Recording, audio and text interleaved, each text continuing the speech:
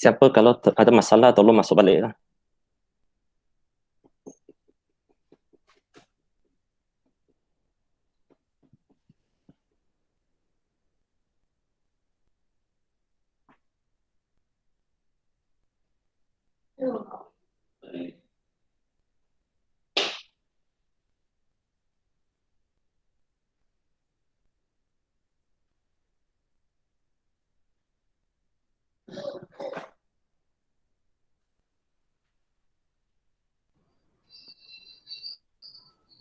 Okay, good morning.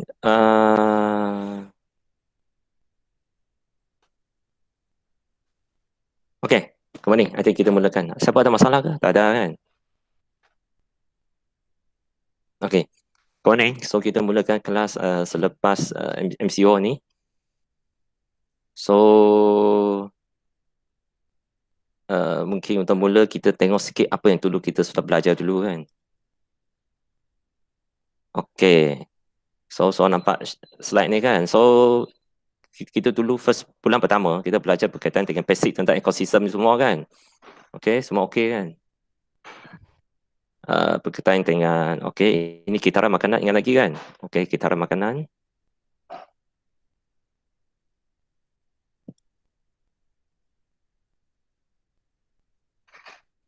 Okay, ini carbon cycle. Masih ingat? Kalau tak ingat, boleh rujuk balik, kita study balik kan? Okay, kalau tak boleh cari online juga belajar kan? Carbon cycle tu. Carbon tu daripada mana? Dari carbon dioxide kan? Dari carbon dioxide masuk ke pokok kan? Lepas tu pokok dimakan oleh binatang. So, dimakan oleh binatang lain, dia boleh bawa ke tempat lain kan? Lepas tu dia mati, dia akan composite kan? So, lepas composite, carbon tu keluar balik jadi carbon dioxide kan? Okay, that's why carbon ni keluar dari binatang, masuk balik ke tumbuh-tumbuhan. So, carbon tu dia carbon dioxide kan? Carbon dioxide akan masuk tumbuh-tumbuhan, so carbon masuk ke tumbuh-tumbuhan. Lepas dimakan, masuk ke binatang. Okay, so binatang betul, lepas tu di respiration, dia akan keluar balik carbon dioxide kan? So, carbon tu akan pusing kan? Dari segi atmosfer, masuk binatang atau tumbuh-tumbuhan dan binatang, lepas tu keluar balik ke atmosfer kan. So, okay, ini boleh lah. So, nanti rujuk balik kalau siapa ada masalah kan.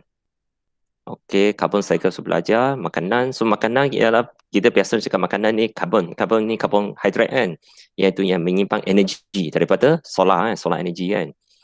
So, solar energy masuk ke tumbuh-tumbuhan. So, dia ikat dalam carbon itu. Okay, so carbon itu pergi ke tumbuh-tumbuhan, ke binatang. So, energi itu akan pindah ke tumbuh-tumbuhan, ke binatang kan. Lepas itu dia akan keluar balik ke atmosfer, carbon dioxide dengan heat kan. That's why atmosfer akan semakin panas kalau semakin banyak binatang kan. Okay. So carbon cycle ni boleh belajar balik kan.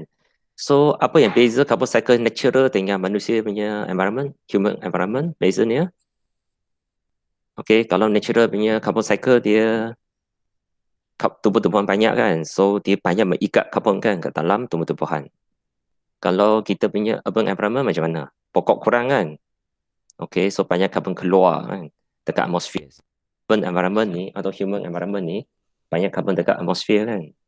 Kurang dekat tumbuh-tumbuhan dan binatang. Okay, nitrogen cycle pun sudah belajar dulu.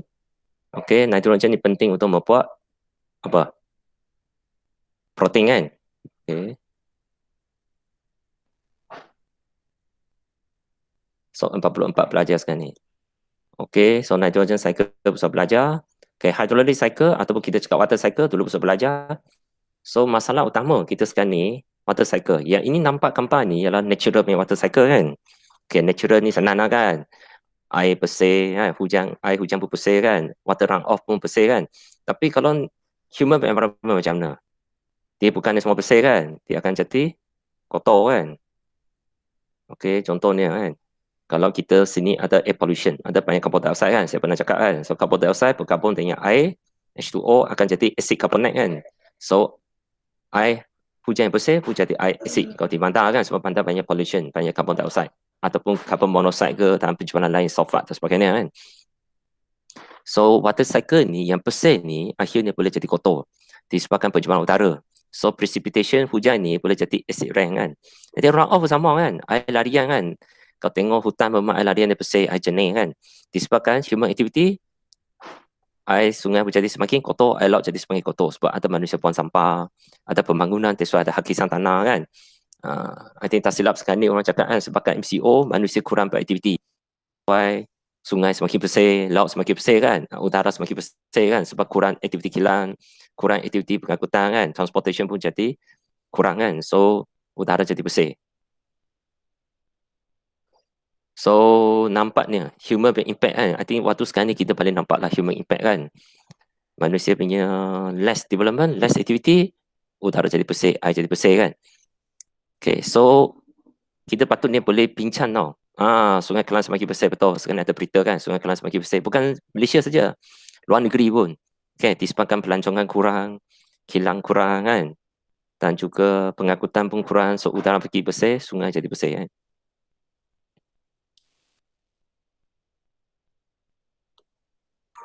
That's why kita nampak air hujan bersih boleh jadi kotor disebabkan pembangunan ataupun pengurusan pantai tidak baik. Air sungai bersih boleh jadi kotor, air laut bersih boleh jadi kotor disebabkan hakisan, kan? Soil erosion disebabkan solid waste management yang tak betul, and also the wastewater management which insufficient maybe will pollute the river and the sea. Whatever, what else? From the transpiration, okay, the water from the trees to the atmosphere. Okay, if you have less trees, maybe you have less transpiration. So transpiration also affected by the human activity. So transpiration may be also reduced because less trees. And then the condensation, and then will make cloud and raining. Okay. Evaporation, same thing. So normally we see the diagram that evaporation are water from the sea, from the clean water body. But in the polluted environment, so the water also from there, maybe area, polluted water area. So the water not necessarily from the clean water like in the natural environment. Okay, maybe also from the polluted environment, from the fish pond, from the wastewater treatment plant, whatever lah. So maybe sometimes we don't have the clean water also. Okay, nowadays. Actually, the water cycle, this process actually is also another cycle. We call it what's the process? It's a water purification. Water purification. Maybe I type something here. Actually, water cycling also a purification. Let me type the message here. Also, we can call it a water purification. Yaitu pembersihan air.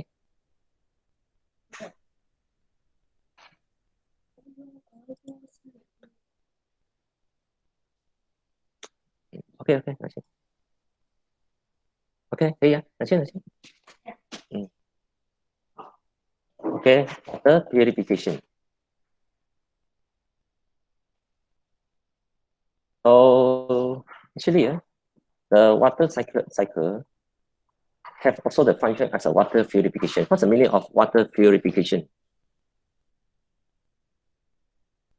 Yaitu proses untuk membersihkan air. Sebab sebenarnya, yes, water purification. Sebab sebenarnya, semasa air evaporation ni atau transpiration ni, air bersih saja daripada water body dari pokok yang naik ke atmosfer tau. That's why yang pollutant ni biasanya akan remain in the water body.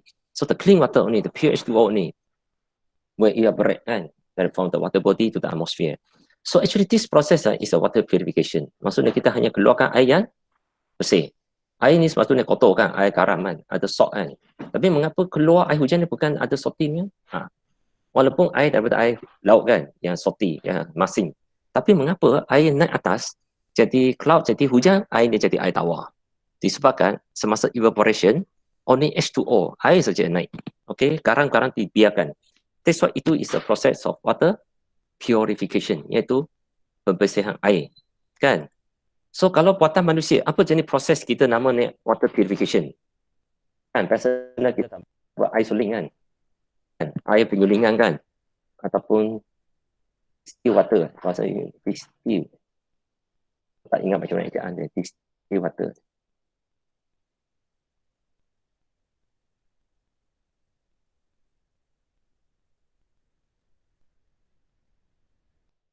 Still macam ejaan, tak ingat. Nanti kita carilah. Okey, tahun lepas distilled water. Okey ni. Kan, distilled water. So distilled water ni actually sama dengan nama kita nama air suling lah. Okey. Dalam buatan manusia, kita buat air suling ataupun distilled water ni kan. Actually proses dia, precede lebih kurang macam water cycle ni. Iaitu dia mendidik air kan, mendidik air. So air tu akan keluar, uap air akan keluar kan. So uap air yang keluar tu dia akan kubur balik. Itu jadi pure water. So air yang kotor ni, air yang garam ni, air masin ni, melalui proses air suling ni, distilled water ni, dia akan keluar air yang bersih. So water cycle ni actually satu proses of water purification, iaitu air pembersihan air. Ataupun dalam kilang kita buat air suling atau distilled water kan. Semasa beli air ni bukan semua ni air mineral kan. Air botol ni ada yang dia tulis apa? Kita punya air minuman ni kan. Ada yang mineral water. Ada yang bukan kan? Ada yang apa? RO water kan. Ada yang distilled water ni. So masa you beli air minuman ni sebenarnya you banyak jenis air minuman kan. Ada mineral water maksudnya apa? Biasanya datang dari air bawah tanah kan, underground water yang ada mineral. Satu lagi RO water iaitu air yang diproses, yang dibersihkan, purified kan, through the RO system. RO system tu apa? Nanti you cari internet sendirilah. So kita kelas tak cover ni. Okay. So RO water pun satu jenis water purification, iaitu macam bersihkan air. Secara teknologi namanya RO, reverse osmosis kan. Reverse osmosis. Reverse osmosis water, water. Itu boleh cari online. Apa maksudnya kan? And then distilled water, air suling. Pun satu jenis proses membersihkan air. So water cycling ni, actually dia kalau dalam kilang ni atau dalam proses pembersihan air, kita namanya distilled water lah. Distilled water ni buat dalam kilang ke, dalam lab ke sebagainya. So cycle ni apa yang berlaku semula jadi. So proses yang ada dua-dua ni ialah purified water. That's why dunia ni walaupun sudah berjuta tahun, kita tak tahu berapa lama ada manusia, ada binatang, sepatutnya air sudah jadi kotor kan. Mengapa sentiasa ada air bersih lagi turun daripada hujan kan? Disebabkan ada proses ini kan, iaitu rainwater kan, ada water cycle ni. So ada water cycle ni, that's why kita boleh bersihkan air. Walaupun air hujan turun, okey, bersih, air bersih turun kan, masuk sungai sudah dikotori, masuk laut sudah jadi air garam, tapi disebabkan evaporation, dia macam proses distilled water kan, air suling ni, dia akan keluar balik air bersih kan, so akan masuk balik. So kita sentiasa akan terima air yang bersih. So air bersih pun, dia bukan betul-betul bersih kan, dia asal air kotor, yang disebabkan evaporation punya proses, dia jadi air bersih. So ini satu water purification punya proses lah, okey. Siapa ada masalah boleh tanya. Okey. Distilled water, air suling atau hot water kan. Okey. So ada masalah, ada soalan boleh tanya. RO maksudnya reverse osmosis kan. So tunjuk sini ah. Okey. So actually proses ni sangat penting tau. Apabila kita faham proses ni semua, actually dia penting. Okey, disebabkan membersihkan air semula jadi kan. Okey, ini semua boleh baca sendiri kan, saya share dekat WhatsApp kan. Okey.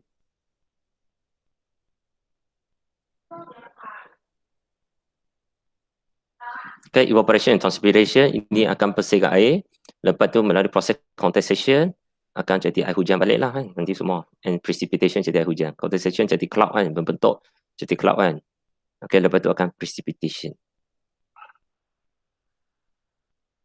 Okay, so dalam water cycling ada infiltration. Infiltration maksudnya air serap ke bawah tanah kan dan sebagainya. Jadi air bawah tanah. So kita punya mineral water ni semua air bawah tanah lah kan, underground water, iaitu selepas air ada berlakunya infiltration. Selepas air berlakunya infiltration, air serap ke bawah tanah, air pun jadi sekali lagi jadi bersih kan, sebabkan air melalui tapisan-tapisan tanah dengan batu-batu kan, melalui proses penapisan juga. So air bawah tanah biasanya bersih kan, dia ada mineral saja. So infiltration. So sebetulnya apa yang kita belajar di sini, macam mana kita kait dengan perancangan bandar, water cycle ni. apa penting dia untuk perancang bandar. So melalui water cycle ni kita nampak apa kepentingan dia untuk perancang bandar. Maksudnya kita kena pentingkan clean air. Clean air jadi penting. For what? For clean water supply. Clean air jadi penting kan. Kalau kita tak ada udara yang bersih, kita tak dapat air bersih. That's why mengapa kita sekarang ni mesti dapat TOD kan, reduce pollution kan, reduce air pollution. Sebab air pollution will affect also the water quality kan. Nampak untuk kesan kepada perancang bandar, kita nak maintain the good water supply, kita kena the clean air kan. And then pun sekarang ni pun panjang negeri kan, katakanlah berlaku ni pencemaran development kan, pembangunan yang mencemarkan pollute the water catchment area kan. Sebenarnya ada pembangunan berlaku di dalam kawasan tak tahan air kan, dekat kawasan bukit itu, kawasan tak tahan air. Disebabkan development ni dia mencemarkan kita punya water catchment area. Akhirnya kita punya water supply menjadi kotor kan.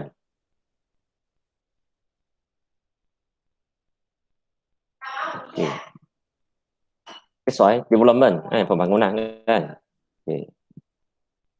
Kalau tak buat dengan betul, tidak betul kan, dia akan pollute the water catchment area and then pollute the water supply kan. That's why lepas kita belajar water cycle baru kita faham. Kita nak yang bersih, kita mesti manage the environment development kan. The good environmental development ni penting supaya kita tak pollute the water catchment area, tak pollute the water supply.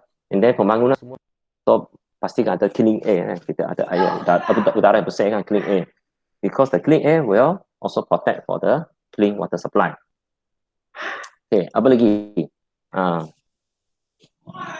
Okay, so kita kena manage the clean river kan, dan sebagainya lah kan. Kena reduce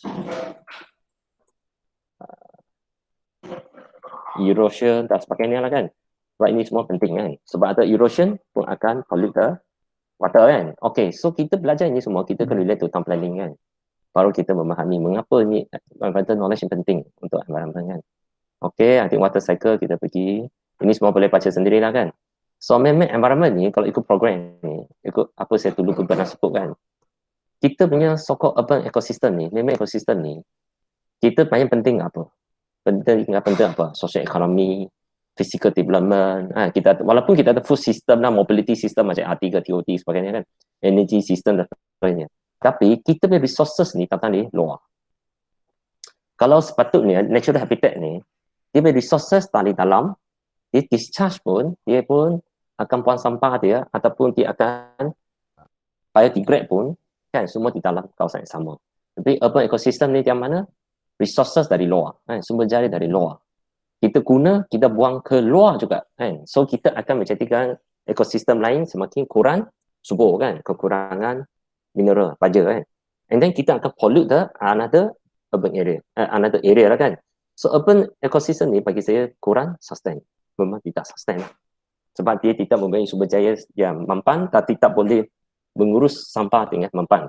Dia akan menghantar sampah ke tempat orang lain, dia akan menggunakan resources daripada orang lain dan tempat lain.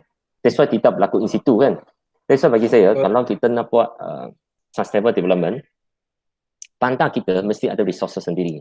Maksudnya dalam food system ni, walaupun nama food system, maksudnya kita tak boleh ambil makanan dari tempat lain saja.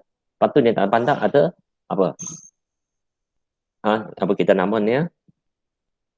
Urban farming kan? Urban farming kan? Kita menanam sendiri kan, urban farming kan.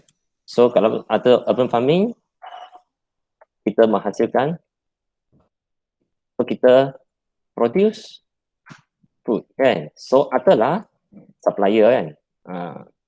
Kita bukan consumer saja, kita ada producer ataupun supplier atau producer pasal environment kita cakap producer. Kalau kita ekonomi kita cakap supplier kan. Ekonomi kita cakap supplier, environment kita cakap producer. That's why urban pun patutnya ada producer sendiri yang boleh produce food kan. That's why kita perlu ni urban farming supaya kita ada producer. Urban memang kita ialah consumer kan. Urban ialah consumer, memang betul lah. Kita ni memang consumer. Tapi penting juga kena ada producer. Urban juga patutnya kena ada boleh decompose kan. Boleh decompose kan. Kita boleh decay sampah-sampah kita kan. Decomposition kan. Lepas tu ni kita boleh decompose kan sampah-sampah itu kan. Binatang yang mati ke dan sebagainya sampah kita supaya dia menghasilkan mineral kan. Atau material ataupun resources kan.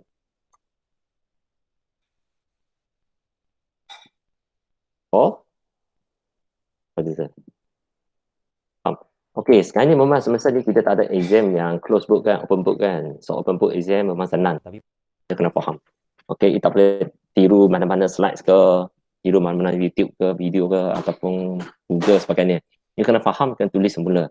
Baru nampak you punya kefahaman sendiri.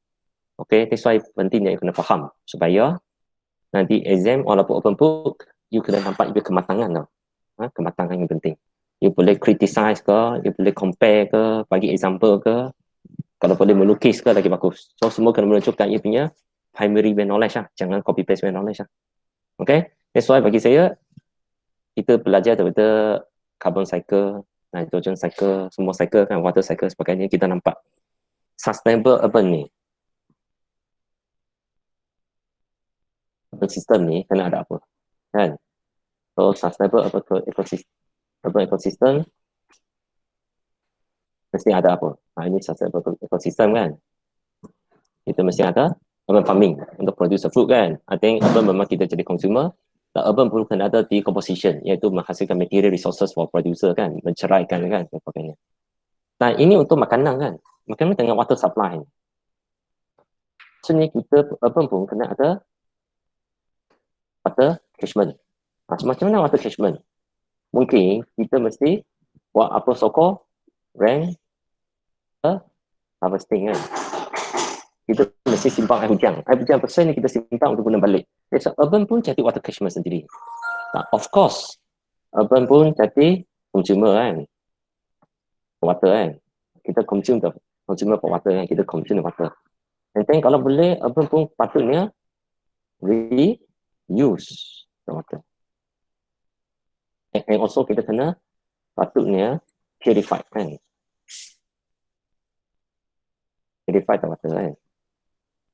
Maksudnya, kita simpan air hujan sendiri kan, supaya kita tak ambil air dari tempat lain kan. Sekarang ni kita ambil air dari tempat orang lain kan, daripada hutan. That's why kita tak sustain. Patutnya urban pun kita simpan air rainwater sendiri kan, rainwater harvesting. And then kita gunakan sendiri. Dan patutnya kita jangan buang air kotor ni ke tempat lain. Patutnya kita reuse the water kalau boleh, ataupun purify the water, bersih air supaya kita boleh guna balik kan. Reuse and purify the water kan, membersihkan air dan sebagainya. That's why kita kalau nak sustain macam ni, kita kena belajar water cycling. Apa yang berlaku dekat ekosistem, kita berlaku dekat urban. Kan, makanan, air dan sebagainya. Ini baru cakap sustain apa. Kalau kita masih ambil air hujan daripada kawasan tatahan air yang luar dari kawasan kita, sebenarnya tidak sustain.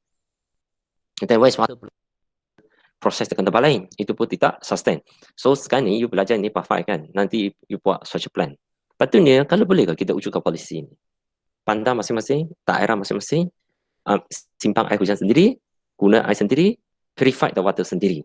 And then guna lagi semula kan, reuse the water kan. Kita tak mau ambil air dari tempat orang lain, macam Selangor ambil air dekat Pahang. Tak sustain lah. Maksudnya negeri Selangor tak sustain dari segi water supply. Kan? Kita bergantung dengan negeri lain. And then buat piping yang jauh punya, dari Pahang sampai ke Selangor kan, sampai ke KL. So itu actually tak sustain. So so-called sustainable urban, kita patut buat ni. Lagipun baiknya kita buat rain water harvesting, kita boleh kurangkan masalah banjir kan. Ada masuk lagi? Tak ada kan? So kita sekarang ni ada 47 student kan. Okay. Boleh kan? So setakat ni tengok ada masalah ke you? Ada masalah beritahu?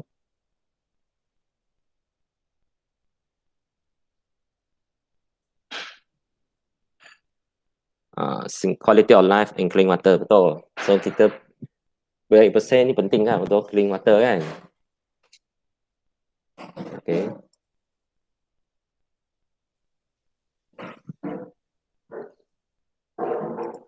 Singapura, walaupun Singapura kita nampak ni negeri dia kecil, tapi dia pun cuba sedaya upaya lah, dia simpang ke kawasan hutan dia supaya pulau kecil itu dia sendiri boleh menghasilkan air juga kan. So walaupun bukan 100% air daripada pulau sendiri, tapi dia ada sikit juga kan. So itu apa yang dia boleh buat lah kan. Actually kalau dia teruskan tengah rank water harvesting mungkin lagi bagus. So supaya boleh simpan lagi banyak air kan. So kurang pergantungan ya kepada Malaysia ataupun Indonesia kan. Sebab tu dia boleh buat macam tu juga kan. Kan supaya dia lagi banyak air. Okay, so seterusnya. I think ini sudah okay. That's why kita human intervention ni kita increase kita redistribution of water on earth kan. Kita sama kacau kan, taburan air dekat bumi kita kan. Kawasan tatang air semakin kurang air kan, air kita ambil ke tempat lain kan. Lepas tu kita mencemarkan itu. So kita food chain kita kena tengok balik kan. Kita ramah makanan. Okay, ini isu renewable energy ni, I think masing-masing boleh tengok balik semula lah. Kita banyak guna energy yang tidak renewable kan. Tapi tak tahulah, petroleum patut ni harga semakin naik kan. Seperti renewable kan. Sampai sekali apa jadi pun, minyak semakin jadi murah pula kan. Disebabkan mungkin MCO, tak ramai kilat, tak ramai orang perlukan banyak energi kan. Kilang pun tutup dan sebagainya. Mungkin minyak pula jadi oversupply kan. So oversupply minyak pula jatuh kan. Sepatutnya, renewable energy sepatutnya semakin mahal kan. Tapi pelik ni semakin murah pula kan. Okay, renewable energy. So paling bagus punya renewable energy ialah apa? Mungkin solar lah kan, sebab Malaysia ni panas kan, tak sebagainya kan.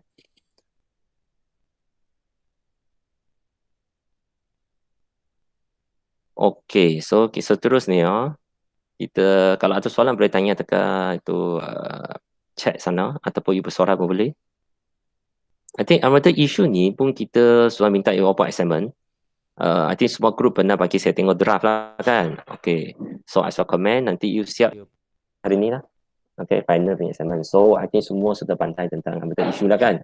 Ambil problem sebagainya. Nanti masing-masing boleh baca orang lain punya. So, akan belajar lagi banyak kan. So, macam-macam ambil isu kan. Sekarang ni salah satu ambil isu ialah ni apa? Public health kan. Kesihatan orang awam. Okay. I think waktu MCO ni kita sudah nampak masalah COVID-19. So, COVID-19 ni ialah satu masalah public health. Kesihatan awam. Kan disebabkan ada virus kan yang berjangkiti ramai orang. So public health ni pun satu antara isu juga. Macam mana kita nak membaiki keadaan ini? Kan? Sebenarnya, kita tak boleh tengok ke COVID-19 ni sebagai punca daripada virus. Betul, dia penyakit ni punca daripada virus. Tapi bukannya semua orang yang terkena mencakiti COVID-19 ni akan mati kan? Ataupun cati sakit tenat kena masuk ICU kan? Ada yang dia tak sakit teruk tau, perasan ke? Ada mengapa dia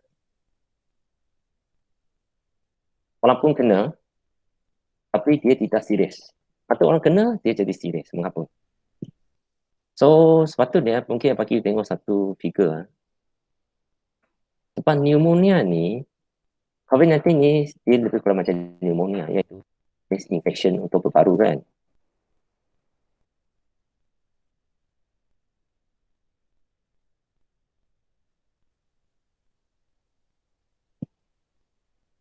Okay, apa kita tengok figure ni, you akan terperanjat.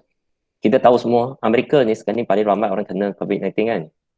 Actually, tahun ni, kita cakap banyak orang kena COVID-19 dekat US.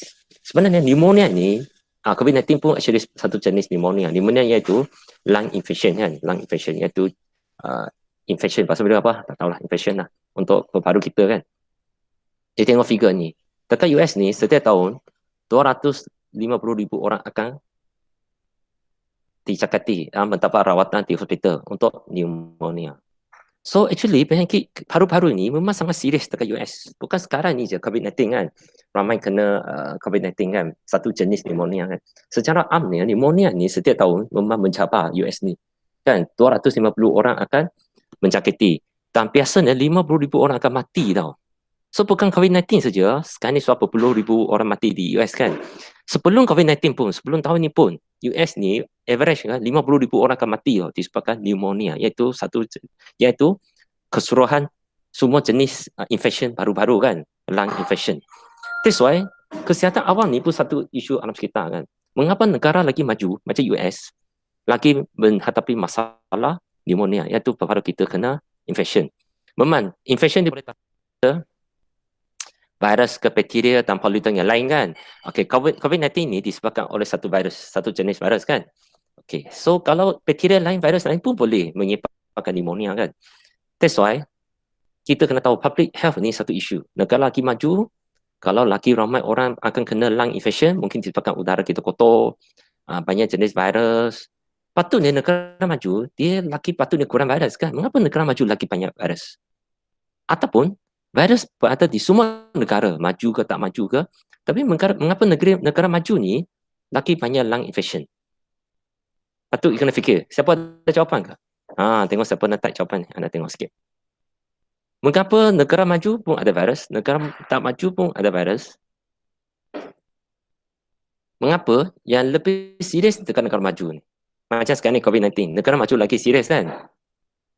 Okay, ada orang cakap sebab urban pollution tinggi. Okay, kita pencemaran udara tinggi. Tapi COVID-19 satu jenis virus. Pollution ni bukan virus kan? Pollution ni seperti kita dulu belajar punya kan? NO2, SO2 kan? Semua sebagainya kan? Carbon dan sebagainya kan? High pollution, yes pollution. Tapi contohnya virus. Patutnya negara mundur ni lagi banyak virus kan? Mengapa lagi serius tekan negara maju? Yes, kualiti udara. Tapi kualiti udara ni bukan virus, bukan bakteria. Okay, mengapa negara maju ni, banyak pollution, menyebabkan banyak tinggi pneumonia. Tapi mengapa negara maju, virus dia boleh bunuh ramai orang. Negara tak maju pula, virus tak bunuh orang pula. Macam manusia bunuh virus kan? Pernah ingat? So, sebenarnya kita dijangkiti oleh virus. Virus nak hidupkan manusia nak hidup. Kalau kita manusia berjaya bunuh virus, kita hidup kan? Kalau virus yang bunuh kita, kita mati kan? Semua ini disebabkan apa? Kita mungkin namanya immune system kan? Oh, mungkin immune system ni penting tau. Okay, ramai orang muda tersebar. Okay, betul juga. Ramai orang muda tersebar. Ramai orang muda banyak jumpa orang. Okay, social engagement tinggi. Tergantung bahan kimia, antibody kita kurang. Yes, I setuju. Antibody ni penting sebenarnya. Apabila negara maju, mengapa antibody kurang? Kita punya immune system mengapa jadi lemah? Immune system. Yes. Why? Mengapa negara maju, immune kita tak kuat? Why? More developed? Poor immune system. Atau weak immune system. Mengapa?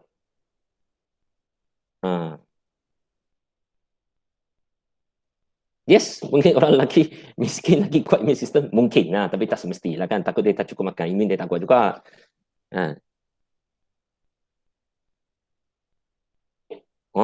Hanafi cakap sebab mereka banyak makan ubat kan. Produk farmasi jadi kesan sampingannya berparu dia tak kuat. Mungkin juga faktor tahan kesihatan. Okey. Sebenarnya you kena faham untuk kesihatan kita, kita nak sihat kan. Kita nak health. Kita perlu ada apa? Strong immune system kan.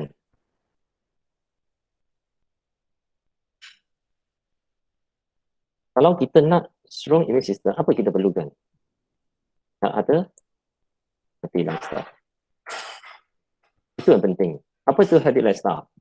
Seperti kita buat exercise kan, ataupun kita good diet kan, dan sebagainya kan, less smoking dan sebagainya kan. So mungkin masalah ni dia suka merokok kan, dia suka baru dia tak kuat kan, fast food ke, faktor pemakanan betul. Mungkin smoking tau, you kena tahu masalah ni majority merokok kan, tak kira lelaki ke perempuan ke semua merokok kan. Sebab paru dia memang tak kuat kan. So apabila kena virus, kena bakteria, memang lah dia tak boleh ada tahan yang kuat. That's why kita punya lifestyle tu, healthy lifestyle ni penting kan. Kita buat physical activity, exercise. Apabila kita banyak exercise, badan kita lebih sihat. Good diet kan, kita makan makanan yang seimbang kan, balance diet kan, good diet ataupun balance diet kan, balance diet kan. And then mungkin kena ada less kan. Yes, you are what you eat. You makan benda yang gemuk-gemuk, banyak high carbon ke, banyak fatty ke. So, that's why don't smoke. Jangan merokok. Siapa merokok cepat berhenti. Nanti pula jadi mangsa pneumonia kan, COVID-19 kan, sebab merokok kan. Merokok tendensi dapat virus kuat. Memang lah, sebab virus you sudah, virus senang benang kan, sebab paru memang tak kuat lah kan, senang diserang kan. Jangan alih lah, guna tangka betul. Memang tidak. Stop smoking. Okay, kalau boleh semua orang stop smoking. Okay, kelas kita sudah ada 50 orang lah. Wah. Tapi patut 60 orang kan? Ke 50 lebih?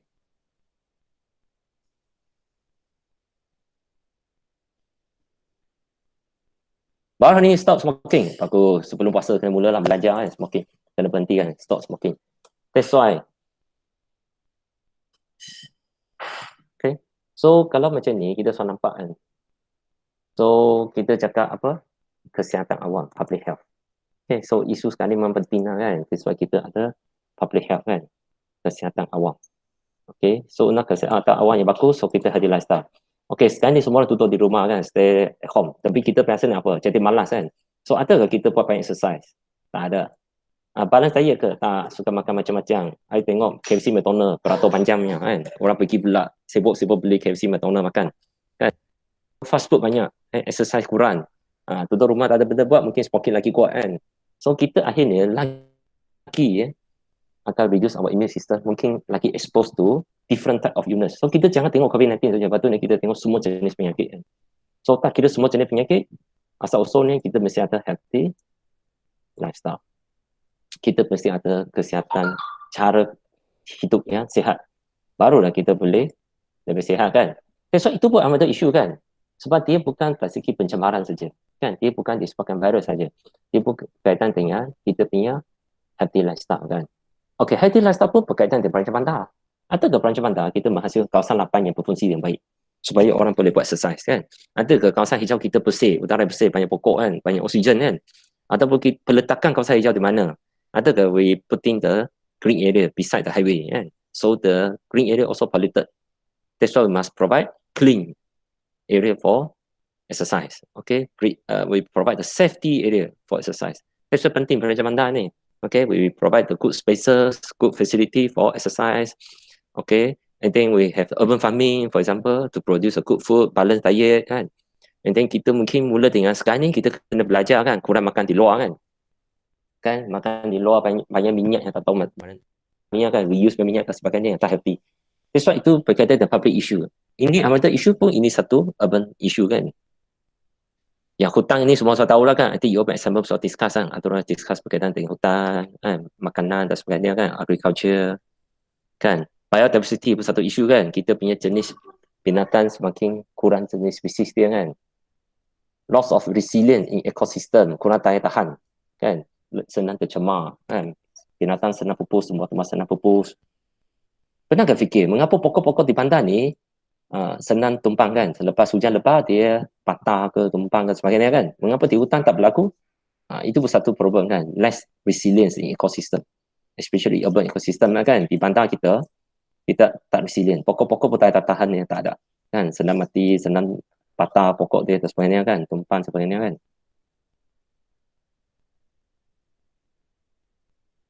Tak ada angin, tak ada tahanan. Kita tak ada tahan angin. Sebab di bandar di pokok sikit saja kan. Apabila angin datang, mana pokok tu tak tahan kan. Tapi kalau pokok tu wujud di hutan ni dengan volume yang tinggi kan, banyak kan. Bila banyak dia lebih tahan kan. Kita semua pernah pernah belajar satu apa nama, apabila kita ikatkan banyak kayu bersama, susah nak patahkan dia kan. Apabila kita asingkan kayu tu, setiap batang kayu saja kita senang patahkan dia kan. Apabila kita ikat sama, susah nak patah. That's why di hutan ni dia banyak pokok. That's why dia lebih tahan. Apabila di pandang ni pokok ni sikit saja. That's why dia tidak tahan kan. Tidak banyak, senang tertumpang. Betul yo ni.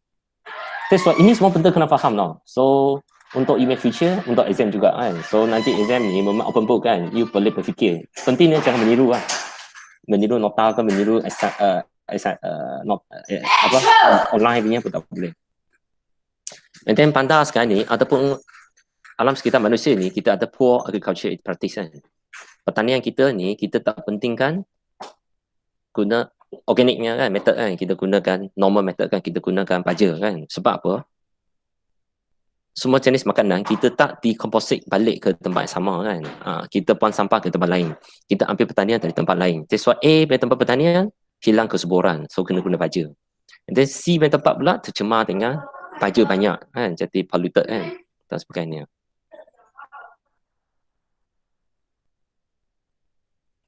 Pemilihan tanaman dan keperluan reserve landscape di bandar. That's why Landscape bandar ni lebih kepada kecantikan. Kalau cakap nak bersih kat utara, lagi pentingnya kita kena ada kawasan hijau besar lah kan.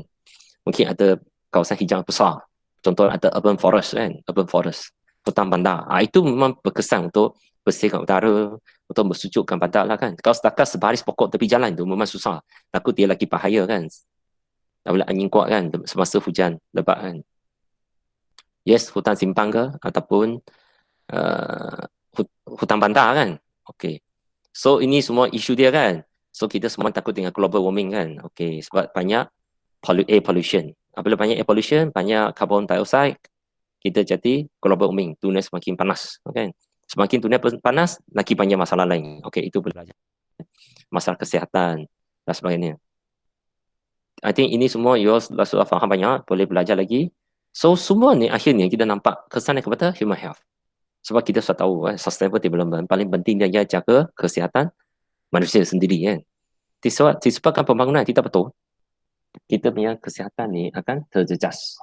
Human health ni disebabkan oleh population, displacement, disebabkan mungkin water quantity problem ataupun quality problem juga, decline in several ecosystem services, maksudnya ekosistem punya perkhidmatan dia sudah tidak betul lah kan, tidak menghasilkan makanan yang cukup dengan bersih ke air sebagainya kan. So banyak jenis masalah kan, pencemaran dan sebagainya kan.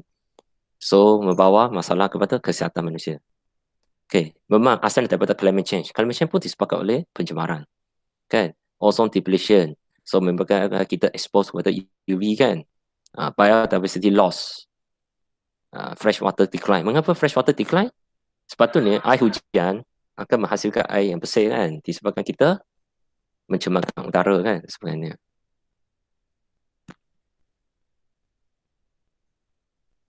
Sea level rise pun satu isu lagi kan. So takut bumi kita semakin kurang disebabkan air laut tinggi. Mengapa semakin tinggi? Disebabkan kita punya global warming kan, kepanasan sedunia. That's why ice sudah melebur, so kita punya sea water level already increase kan, due to the melting of ice kan, in Antarctica kan. Okay, so ini pun satu problem. So akan efek pantai-pantai kita, sebab pantai ni biasanya di kawasan yang rendah. Siapa boleh jawab, mengapa pantai ni di tempat yang rendah, bukan di tempat yang tinggi? Siapa boleh jawab? Why normally burn is located in near to sea or river?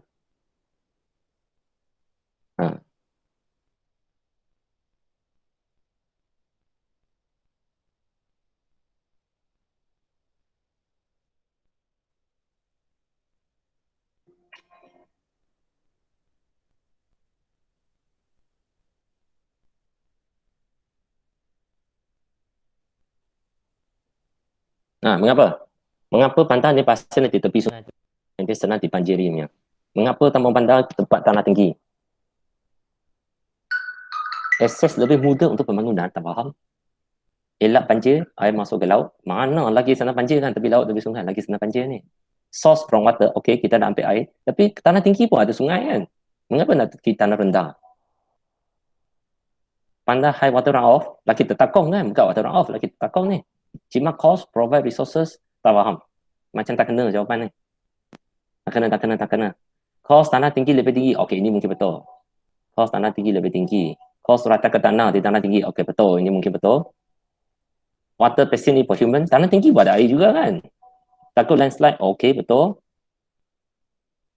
Cost penggunaan betul. Population growth around freshwater system. Ini orang betul ni. Population growth around freshwater system. Sebab kita perlukan air bersih kan. Okay, betul. Apa lagi? Atau bentuk muka bumi, kita nak tanah yang rata. Okay, tak kena lagi. Ada satu jawapan tak kena, tak keluar. Mengapa urbanization ataupun kita punya human settlement bermula?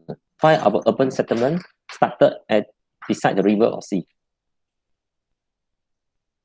Local ecosystem. Okay, bagi jawapan. Betul, you jawab pun betul juga. Tanah yang rata, betul. Kita nak apa? Kita nak masalah tanah kan, land, okay. Clean water, okay, betul. Apa lagi? Safety issue, okay. Tak ada tanah runtuh kan. Apa lagi? Ada satu lagi, memang kita suka flooded area. Apa flooded area ni bagi kita banyak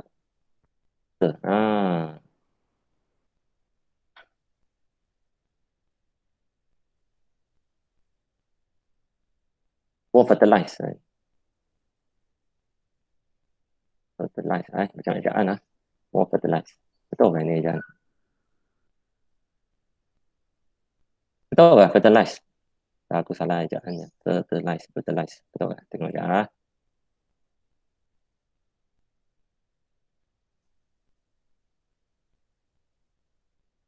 Fertilize, betul lah. Okey, apa you tak tengok macam apa you tak sini banyak ni.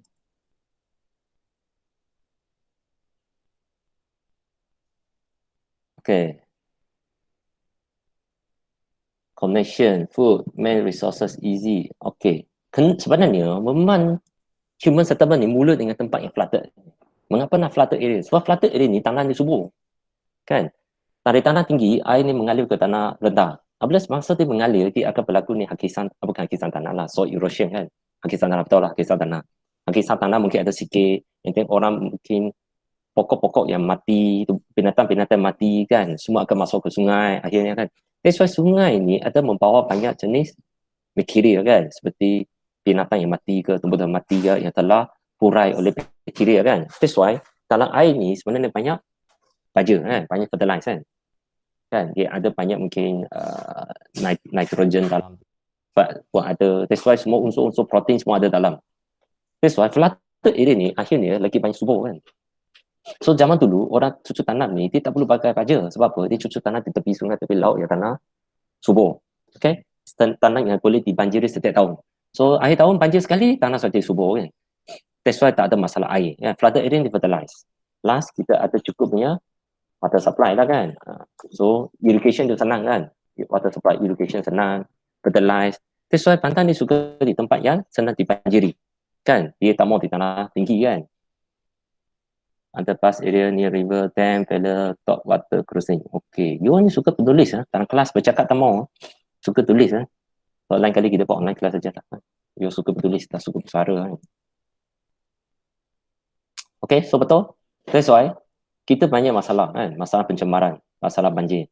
Tapi masalah banjir pun sebenarnya dulu bukan satu masalah. Di zaman dulu, sebelum manusia ni sokong maju, banjir ni bukan satu masalah. Banjir ni satu benda baik kan, satu proses yang bagus untuk fertilize tanah kita. Tapi mengapa sekarang ni banjir jadi masalah? Sebab pantai ni sudah tak ada pertanian. Ada pantai-pantai kita semua dulu asal usul pertanian kan. Apabila pertanian semakin ramai manusia duduk sini, lepas tu ujungnya pantai ketai-ketai, akhirnya jadi bandar kan. So akhirnya bandar ni sudah tak ada pertanian, tapi masih berada di tempat yang rendah. Itu jadi masalah kan. Keyboard warrior, wah teruk ni keyboard warrior ni. Tak apalah, keyboard jangan bunuh orang je lah kan. Jadi keyboard murder kan, nanti bunuh orang melalui keyboard kan, tulis macam-macam ayat tak bagus kan. So that's why mana ni mula dari pertanian kan. Okay, dengan pertanian, so that's why di tempat rendah. Mana tahu kan, lagi maju pertanian sudah hilang. So akhirnya jadi commercial area saja, dengan housing area saja. Okay, itu suatu jadi kita takut dengan banjir pula kan. Sebab commercial area, residential area kita takut banjir kan. Sebab lepas tu kita tolak pertanian ke mana? Ke tanah tinggi pula. Itu dia pelik tu. Kita tolak pertanian ke tanah tinggi pula. Terbalik. Dan tempat tanah tinggi tak cukup subur, kena pakai baja. Patutnya kan pertanian di tempat yang rendah. Tapi sekarang ni terbalik kan. Pertanian suatu di tempat yang tanah tinggi kan. Dan pantai pula tempat rendah yang sana banjir ni. Semua terbalik kan. Padi Huma, okey, bagus. Macam Pario Rice kan. Pario Rice dari Sarawak kan. Pario Rice. Cameron Highland. Yalah betul lah, tanah tinggi jadi pertanian. Tak betul lah. Nanti air mungkin pun susah cukup, banjir tak cukup dan sebagainya kan. Sepatutnya tanah rendah yang jadi pertanian kan sepatutnya. So itu isu, walaupun kita cakap pertanian, kita cakap environment. Actually itu semua efek kepada kita punya prinsip perancangan kita masa depan. Macam mana kita majukan satu daerah, satu negeri tau. Sepatutnya kita kena tengok jenis aktiviti sesuai dengan tanah itu. Kan, sepatutnya tanah kita mesti sesuai dengan aktiviti kan. Contohnya tanah tinggi patutnya buat apa? Tanah rendah patut buat So kalau kita salah merancang, that's why tanah rendah patutnya jadi pertanian, kita jadi bandar. Akhirnya kita jadi takut masalah banjir. Tanah tinggi pula kita jadi pertanian, akhirnya tak cukup air, tak cukup baju dan sebagainya kan. Okay, so itu semua kita patutnya tengok balik kan. That's why amarameter biar knowledge ini penting untuk perancang bandar kan.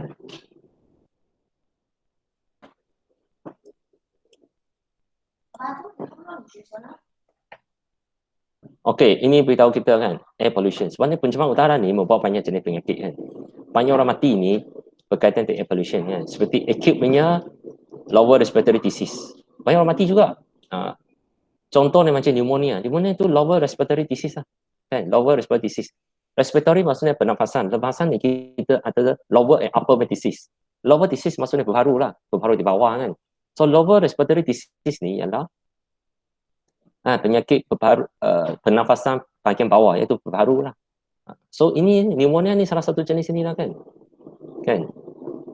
So macam COVID-19 mungkin pun lebih kurang macam ni kan. So kita ada lower disease kan, bahagian bawahnya kan. Ini boleh bawa penyakit, boleh bawa kematian kan. Ini pun disebabkan air pollution. Yalah, air pollution ni tak mesti bentuk gas ke kimia. Tapi bakteria virus pun kira air pollution kan, pun satu jenis pencemaran kan. Dia pencemaran disebabkan oleh virus atau bakteria kan. Nanti ada lung cancer dan lain-lain macam ni kan. So lower respiratory disease ni ada acute yang laju, ada yang chronic yang lambat kan. I think COVID-19 ni patut kira acute kan. Dia dijangkit and then dia membawa kesan yang laju kan. So itu acute nya. Kalau chronic ni dia masa lama tau. Mungkin lepas beberapa tahun baru nampak kesan dia. Baru nampak sakit kan. Itu chronic illnesses kan. Lama kan. Dan sebagainya. That's why air pollution ni bawa banyak jenis penyakit kan. Dan boleh bawa mati kan. Ini orang mati kan. So boleh tengok sini tau. Okay. So pollution boleh bawa kematian. Asia ni tak berapa tinggi kan. Southeast Asia. Tinggi juga ni. Kan, Southeast Asia pun tinggi juga. Western Pacific lagi tinggi kan. Macam Afrika, Europe ni tak tinggi kan. Tapi kalau COVID-19 macam terbalik kan. Europe lagi tinggi kan. Amerika lagi tinggi kan. Okay. Apabila kita cakap green cases. Ambil vaksin. Vaksin tu satu isu lah kan. You ambil vaksin ini berubah. Lepas tu you kena vaksin baru pula kan. Sebab macam COVID-19 pun dia satu jenis virus yang telah berubah. Nanti bukan satu jenis tau. Ikut baca paper saya. Ada 3 jenis virus sudah kan COVID-19 ni. Sebab virus ni dia boleh berubah tau. You ambil vaksin, contohnya type A ambil vaksin. Lepas tu virus akan berubah jadi type B tau. So you sempat ke membuat vaksin baru? Tak sempat. Kan vaksin baru nak keluar pun ambil masa setengah tahun, 1 tahun. Kan sempat ke you buat vaksin baru? That's why yang lagi bagus ni, you increase kita punya immune system. Kita menghasilkan udara yang bersih kan. Alam sekitar yang bersih itu lagi penting. Apabila kita punya environment polluted kan. And then kita manusia immune system tak kuat, you buat vaksin saja pun tak sempat kan. Virus akan berubah sendiri tau. Dia virus berubah 1-2% saja, manusia sudah tak tahu macam mana nak buat. Kan? That's why paling pentingnya kita jangan bergantung pada vaksin ke medicine ke medicine sebagainya kan. Patutnya kita kena ada pentingkan environment. Kita pentingkan kita punya immune system kan. Okay, greenhouse gas. Apa maksud greenhouse gas? Iaitu gas yang menyebabkan bumi kita semakin panas. Kita namanya greenhouse gas lah. Seperti carbon dioxide paling banyak ni disebabkan carbon dioxide kan. Dan lain-lain pun ada lah kan. Seperti methane, nitrous oxide, fluoride gases dan sebagainya lah kan. Tapi paling banyaknya ialah carbon dioxide. So pencemaran utama untuk greenhouse itu udara gases yang mempanaskan bumi kita ialah daripada transportation tentang electricity kan. That's why kita banyak guna electricity. Kita banyak guna kenderaan ataupun lori dan sebagainya. So ini 2 sekali suat campur melalui separuh kan. So kalau kita boleh kurangkan guna electricity, kurang gunakan pengangkutan, lebih bagus kan. So kita akan kurang pencemaran especially carbon dioxide kan, yang menyebabkan kita ada greenhouse gases yang tinggi kan. So bumi kita jadi panas kan. That's why pencemaran ni penting ni. Kita menggalakkan TOT, smart growth, compact development, mixed use development semua kan.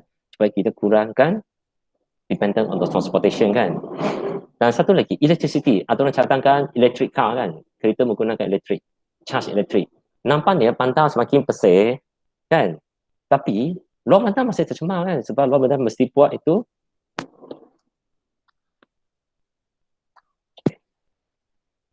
kan. Sebab luar bandar ni kita kena buat generator kan, menghasilkan elektrik. So menghasilkan elektrik pun membakar gas ke, membakar coal kan sebagainya. Mencemarkan udara kan. That's why electric car pun, electric bus pun mungkin di Bantan nampak bersih, tapi ada tempat yang mesti tercemar juga kan. Tempat yang menghasilkan elektrik itu masih tercemar. That's why electricity pun ada satu punca ni menghasilkan greenhouse gases. So, atau orang cadangkan kereta minyak semua guna pakai kereta elektrik. Sebenarnya bagi saya tak menyelesaikan masalah. Nanti transportation punya sumber ni akan berkurang. Okay, kurang mencemarkan udara. Yang meningkat berlatih electricity sini. So, tak bolehlah selesai masalah kan. So, sepatutnya kita kena kurang menggunakan kereta disebabkan compact development. Disebabkan isu development. Kita kurang guna kereta. Tak kira kereta minyak ke, kereta elektrik ke, semua kena kurang. Baru selesai masalah. Kalau setakat tukar kereta minyak jadi kereta elektrik, hanya tukar ini persen, 28% ni kurang, and then 32% ni mungkin akan naik. So, sebenarnya tak selesai masalah, kan? So, kita kena faham. Public transport pun sebenarnya mencemar juga, kan? TOD. Yes, public transport. Masih mencemar. Yang paling bagus yang tak mencemar ni apa? Berjalan kaki, naik basikal. Sebab apa? Jalan kaki, naik basikal, kita tidak menghasilkan pencemaran. Masa yang sama, kita exercise. So, kita bertambah sihat, udara semakin bersih. So, paling bagus ni, hybrid boleh lah, dia kurang, dia lebih jimat elektrik, jimat energi kan, okey, bagus lah kan. Tapi paling bagus manusia sendirilah kan, kalau boleh berjalan, berlari kan, ataupun naik basikal ke kan, so itu lagi bagus. So kita sihat pun, udara bersih, alam sekitar terjaga kan, macam orang dulu lah kan, pantai ni kecil saja, semua orang berjalan kaki naik basikal, apabila pantai kita semakin besar, so macam mana kita jadi pantai yang kecil, bukan yang pantai besar kan. Sebab ni kita ni pentingkan bandar besar kan. Bandar ni semakin besar kan. So, contoh lah kalau kita letak sini ya. Mungkin satu contoh Kita sekarang ni buat satu bandar besar. Okay, macam ni besar kan.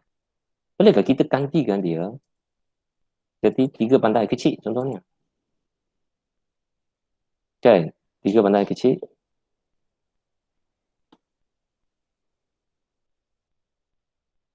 Lagi banyak bandar kecil. Apabila banyak bandar kecil, apa kebaikan dia dengan satu bandar besar? Ada tak siapa nak bagi idea? Buka suara bercakap kan pun boleh? Siapa nak buka suara ke? Baik. Contoh kan, kita sekarang ni buat satu bandar besar. Kita bagi warna merah lah kan. Macam tu kamera ni ya. Okey.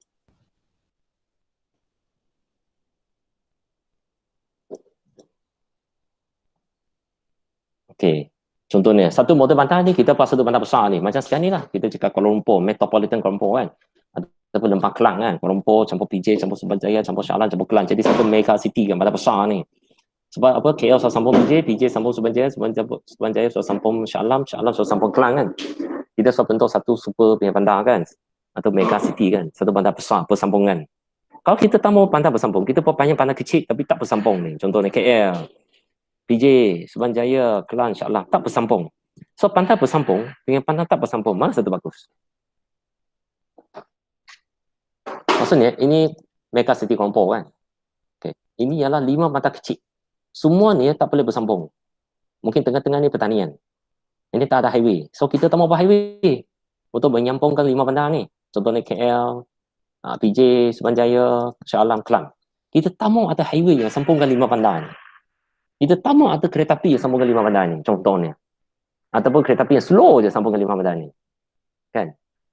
Ataupun dia punya kereta api yang sambung 5 bandar ni adalah kekerapan yang rendah. Iaitu mungkin satu hari, 1-2 trip saja. So maksudnya manusia tak boleh duduk sini kerja tempat lain. Okay, so kerja KL, duduk KL. Kerja Subanjaya, duduk Subanjaya. Kerja Kelang, duduk Kelang. Tak bolehlah duduk di Kelang, kerja tempat KL sesuatu. So kita buat 5 bandar kecil yang berasingan, tak ada laju, tak ada kereta api laju yang menyambungi dia. Yang sambung dia mungkin kereta api yang biasa punya untuk orang pergi ke tourism saja. Bukan untuk orang tiap hari pergi kerja punya. So maksudnya kita putuskan hubungan antara setiap bandar untuk aktiviti bekerja. Maksudnya nak bergerak ke bandar lain, ini untuk aktiviti sosial saja, untuk aktiviti pelancongan saja. Bukan untuk aktiviti menghantar barang saja, bukan aktiviti tiap hari. Kan, orang kerja PJ patutnya tutup PJ, orang kerja KL tutup KL. Bila setiap bandar kecil ni dia sustain sendiri, dia tak bersambung, sebenarnya kita akan kurangkan jarak pergerakan manusia. So akan kurang mencemarkan udara lah kan, sebab setiap orang guna kereta mungkin pun masa yang pendek. Sebab kecil mungkin langsung tak payah pakai kereta, so boleh guna cycle kan, boleh jalan kaki, boleh naik bas dan sebagainya. That's why apabila bandar kita sudah jadi borderless, kita so sambungkan semua bandar kecil-kecil ni jadi satu mega city. Ini mega city yang menjadikan masalah kan. Ini contohnya mega city kan. Apabila satu mega city yang gantikan 5 bandar kecil, ini jadi masalah. Orang duduk di sini, kerja di sini. So bawa kereta setengah jam, 1 jam. Kan? That's why kita pollute the environment. Kalau kita masing-masing asingkan bandar kita dengan buffer, iaitu hutan ke pertanian, tamu ada highway yang laju, tamu ada kereta api yang sangat laju punya. So masing-masing tutup diam-diam di bandar sendiri, kerja di bandar sendiri. Itulah betul-betul jadi tanah airku kan. Hidup sini, mati sini kan, kerja sini. So tak adalah pergerakan yang setiap hari, daily trip, intercity. Apabila kita ada daily intercity trip, memang pengangkutan kita jadi semakin naik volume dia kan. So akhirnya jadi tercemar kan.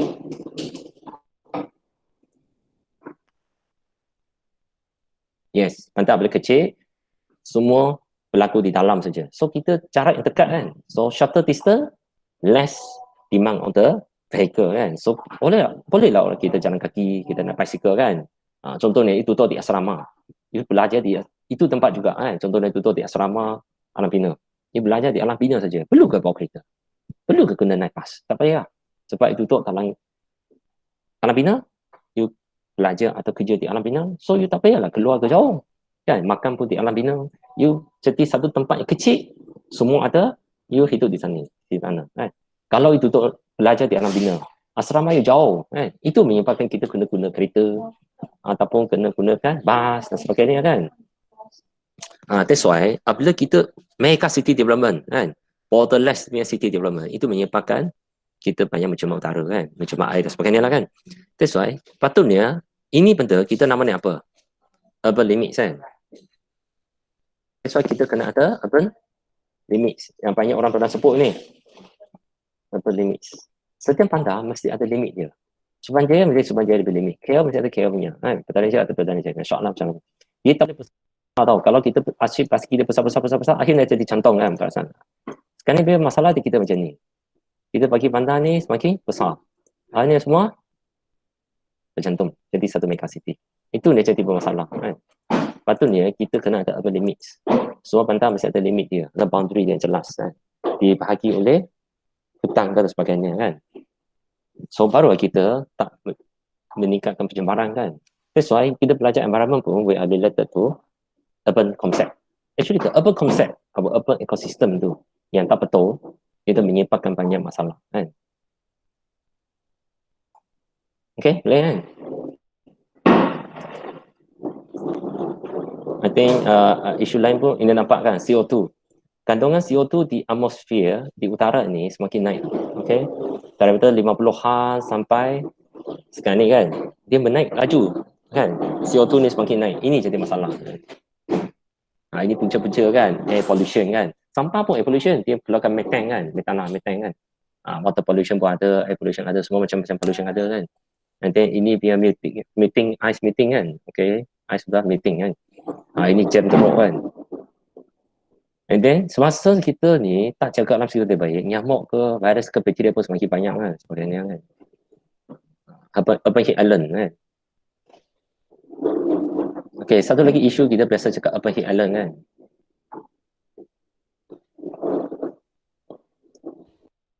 Ini yang tunjuk apa? Pusat bandar punya suhu lebih tinggi kan. Laki maju, suhu dia laki tinggi. Kurang maju, suhu dia rendah. That's why ini ialah satu pulau panas. Satu urban heat, iaitu pulau panas. Iaitu bumi kita, tempat yang bandar ni, suhu dia tinggi. Kan, urban atau rural, suhu dia rendah. Mengapa? Dia banyak pokok, dia banyak oksigen. Ini kurang oksigen, banyak carbon dioxide. That's why bukan global warming saja. Walaupun global warming pun, kita ada masing-masing tengok dekat di pantai lebih hit, lebih merah kan. Semakin jauh dari pantai semakin kurang merah kan. That's why metropolitan ni, urban area, city center ni dia lebih banyak heat problem. So kita namanya urban heat. That's why walaupun global warming ni berlaku, ada tempat masih sejuk lagi, selesa lagi, especially kampung-kampung ni yang masih putih lagi kan. So dekat pantai je dalam bahagian merah. So sini panas, keluar sana so sejuk kan. Selesa lah, bukan sejuk lah, selesa. So pantai kita ni macam satu urban heat lah kan. Island, macam satu urban heat island, satu pulau yang panas kan, dalam dia panas. Luar ni selesa kan. So ini pun satu isu yang sebabkan kita overdevelop satu tempat saja kan. Kan contohnya Kuala Lumpur metropolitan sangat panas. Kalau pantai kecil-kecil ni dia tak kurang panas, macam Ipoh ke kan, dia kurang panas sebab apa, pantai kecil. Bila pantai kecil dia tak terlalu padat, dia tak terlalu panas. Bila mega city macam Kuala Lumpur metropolitan kan ataupun Klang Valley ni lebih panas lah kan. That's why kita patutnya mengkalahkan. Ipoh panas juga, kurang, sini lagi panas. Kan, saya pernah pergi. Kalau tengok Perak punya pantai-pantai di Perak, Melaka paling panas, ya ke? Dia less develop lagi panas. Itu mungkin faktor lain lah. Faktor geographical problem, bukan disebabkan bandar itulah kan. Oh, you semua cakap tempat lain panas lah. Tapi Kelang sejuk ke? Mana Kelang panas lah. Okay, yang saya punya experience, saya rasa macam Perak ni sejuk sikit lah. Kan? Tak macam KL ni, memang cukup panas lah. Mungkin you sebab duduk asrama lah panas kan. Bukit memang lah, sejuk. Okay, tempat tepi laut pun panas sebabkan dia kesan laut kan. Okay, ada masa boleh baca lagi apa tu urban heat island kan. Okay, so contohnya rural area. Kita kena compare tempat yang sama lah sebab tepi laut dengan tanaman dia lain sikit kan. So kalau compare tempat yang sama, satu banyak pembangunan, satu banyak pokok, memang yang pokok banyak itu lebih sejuk lah kan. Pokok kurang punya tempat lebih panas lah. Urban heat island pun disebabkan banyak faktor kan. Tak semesti disebabkan banyak carbon dioxide menyebabkan urban heat island, pun disebabkan bangunan kita rapat dan tekak kan. So ventilation yang kurang baik kan. And then pun disebabkan kita punya new building ni, architecture new building ni, dia suka pakai aluminium and glass kan. So ada banyak reflection kan, pantulan energi kan. So energi ni reflect dan terkumpul di dalam antara bangunan ni. Dia sebab ni panas kan. Kalau rural area dia kurang masalah ini kan, dan kurang bangunan yang berberangkat energi kan dan sebagainya. That's why ada masa boleh baca lagi urban heat island datang daripada faktor apa, ada factors kan ke arah urban heat island. Satu sebabkan banyak CO2, satu lagi sebabkan bangunan yang tinggi-tinggi rapat-rapat kan, udara sejuk susah masuk, dan disebabkan juga solar radiation, and then sebabkan bangunan kita yang reflect energi kan, sebabnya kita sekarang arkitek suka pakai aluminium, kelasnya surface kan, pantulan cahaya bangunan dan sebagainya. Boleh baca lagi, banyak lagi boleh baca kan. Okay, so ini semua boleh baca lah kan. So matahari pancar sini, bangunan pun satu hal, sebab bangunan ni dia konkret, dia boleh serap haba kan. So kita punya bangunan ni serap haba, lepas tu dia akan keluar balik kan. So jadi bumi kita panas, especially malam lah. Pagi dia simpan energi dalam bangunan, malam dia keluar balik. That's why malam pun sejuk, panas kan, tak sejuk kan. Baik pokok dia lain. Pokok dia serap solar energi, dia tak keluar balik energi tu. Dia keluar jadi makanan kan. Jadi pokok dia serap energi ni bagus. Dia tukar solar energi jadi food kan. Jadi karbohidrat. Kalau bangunan, dia serap solar energi, malam dia keluar balik solar energi tu. Dengan bentuk heat kan. Bukan bentuk food. That's why dia tak boleh menghasilkan makanan. Dia hasilkan panas saja. Kalau jangka betul, dia menghasilkan food kan. That's why pokok lebih berkesan untuk serap energi kan. Dia tukar solar energi kepada makanan. Kalau bangunan, kita serap solar energi, tukar jadi apa? Heat kan, panas kan. So waktu malam lagi panas kan. Dia tak menghasilkan makanan kan. That's why pokok yang penting kan. Rumah hijau, okay, betul. So semua jenis material berlandang nanti boleh serap berapa banyak energi kan. Sebab bangunan dia diserap energi, dia akan keluar balik kan. Dia lain daripada pokok kan. Dia serap, dia tukar jadi makanan. That's why green land ni penting kan. Dia cakap green land ni penting. Pokok-pokok hutan ni penting kan. Dia adalah green land. Dia macam pembaru kita kan. Dia serap carbon dioxide menghasilkan oksigen kan. So dia penting untuk lung kita kan, pembaru kita kan. So pokok ni penting untuk pembaru kita. Mungkin juga akan kurangkan temperature kan. Boleh? So, I think setakat ini kita sudah cover slide pertama, ekosistem, slide kedua pasal isu. Okay, I think minggu ni sampai sini saja. So, masing-masing kita balik baca sendiri, cari maklumat lagi kan. So, waktu sekarang ni lagi penting online learning. Kita belajar sendiri, mencari lagi banyak ilmu, tak semesti berkandung pada slide. Apa nak bincang, boleh bincang. Bincang semasa dalam Google Meet ataupun bincang dalam WhatsApp group pun boleh. Okay, so next class, next week kita sama, hari Rabu pukul 9, kita continue dengan apa cara-cara effort Malaysia ni lah kan untuk mengkurangkan environmental punya isu kan dan environmental management. Okay, so setakat ni hari ni ada masalah apa ke? Assignment sudah hantar ke? Hello, assignment lah, tolong hantar hari ni dalam WhatsApp group. Okay, sudah bagus. So ada 5 ke 6 group kan, so nanti semua hantar, nanti I check. Okay, so assignment kedua nanti saya beritahu. Mungkin next week saya beritahu ataupun dalam WhatsApp group saya beritahu assignment kedua ni buat apa. Dalam WhatsApp group. So ada masalah, kita discuss dalam WhatsApp group dan juga boleh di Google Meet. Okay, see you next week, Wednesday, 9 AM. Okay, thank you. Ada soalan lagi? Kalau tak ada, itu saja. Ada soalan? Tak ada. Okay, see you. Thank you, bye.